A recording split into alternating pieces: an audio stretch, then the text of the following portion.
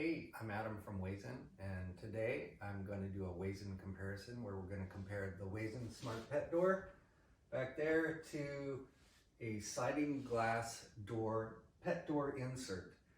The one I have here today is a pretty nice one, happens to be from PetSafe. I've never installed one before, so today we're going to install it and see how it works. This happens to be a large, and it's for a dog up to 100 pounds. I've got Riley here to test it out. She's at about 60 pounds, so we'll see how it works for her compared to the Wayzn Smart Pet Door. And let's open the box and see what's inside. Okay, so I've got it out of the box, and basically what you get is the insert itself and handy book of instructions with a lot of pages and very small writing. And I don't think it's going to be too bad to install based on some videos I've seen. But it also comes with a T-bracket, a set of T-brackets. These are for doing a permanent installation. I'm afraid they're not very attractive. So there's that. And then this is a latch assembly, which I'm not sure what that's for yet. Some screws. And then this last thing is like what they call a glass sweep. It's kind of a form of weather stripping, so we'll see where that comes into play as well. One thing I noticed is that, first of all, this is a single pane glass. My windows and doors in the house are double pane, vacuum sealed, so I'm already concerned that from an insulating standpoint, this is going to be a step in the wrong direction. But it does seem solidly made.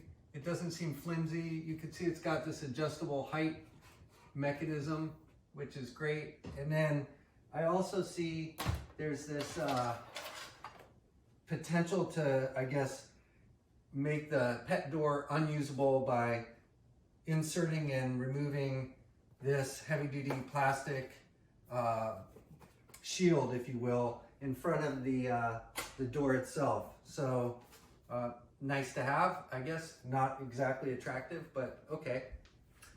So now I'm gonna get started with the installation. Now I've got the insert installed. I just have it temporarily installed. I haven't permanently mounted it. And you can see, actually, surprisingly, not horrible to look at. It's a little off-putting because the screen doesn't close in front of it and the door doesn't close, but I think it's not as bad as I thought. This will be the true test now. We're going to see if Riley will use it. Here. Come on. Yep, go on. Good girl. Good girl. Let's see if she'll come back through it. Right. Come on. Come on. Yeah, it's okay. Come on. Yeah, good girl. All right. Okay, so I've just completed the second step, which is called the fit check. And what I've done here is just basically put the panel in place loosely. As you can see, it's got a spring-loaded top, and it allows you to kind of just position it where you want it and then release the spring and see if you get a good fit, which I do not have at the moment. I need to move the bottom end in. There we go. And it's pretty good. So there's a couple of issues here, however. One, I've got a locking mechanism in the jamb that's designed to catch these hooks here with the door's original lock. So here you can see the locking mechanism that's in the track, and as I slide the insert into place, you can see it's gonna bump up against that locking mechanism. It's not gonna go flush against the inside of the track because of this space. There's about 1/4 of an inch here, I think, that it's going to be left as a gap. So I need to get some pretty thick weather stripping in place to take up this, this gap right here. all the way above and all the way below this mechanism, or I could just probably remove it, and then I could probably get by with some smaller weather stripping. But I'd still have the issue that the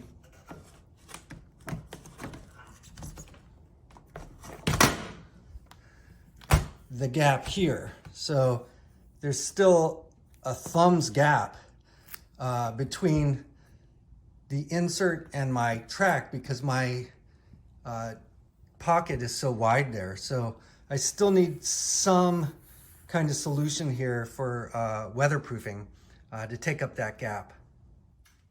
I'm also going to have to figure out how do I get a good seal on this side. It doesn't come with any weather stripping, so I'm going to have to go get weather stripping for this side as well, and order to take up this gap that you might see here in order to get a good weatherproof seal on this side. That said, I'm still not sure at this point how I'm going to get the door to lock, because even if I screw this into place with the T-brackets, which will connect it to this, or on the outside, in theory, I'm not sure how I'm going to get the door here to lock into this. There are no cutouts on this side here in order to catch these teeth. So I don't see a way yet to lock everything in place. I think I'll have to use a secondary system to hold the sliding door in place, so that if this is screwed in place and this is somehow locked, not using the handle lock, but some other mechanism like a footer lock, then I will, in theory, have a secure system. Have this shield, if you will, plastic shield. I guess the primary use of this actually is to lock this so that the dog can't go in and out. So I guess that means each time I want to prevent the dog from using it, I've got to slide that into place like so. And then when I want to give her access again, I've got to manually lift it out and remove it. Here are the top 5 reasons you might want to consider a Wayzn Smart Pet Door instead of a sliding door insert. The first one is usability.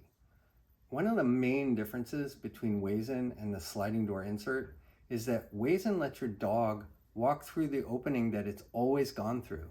Whereas with the sliding door insert, your dog's got to pass through a hole, and depending on how big of an insert you can get or how big your dog is, that might be difficult for some dogs, especially older dogs.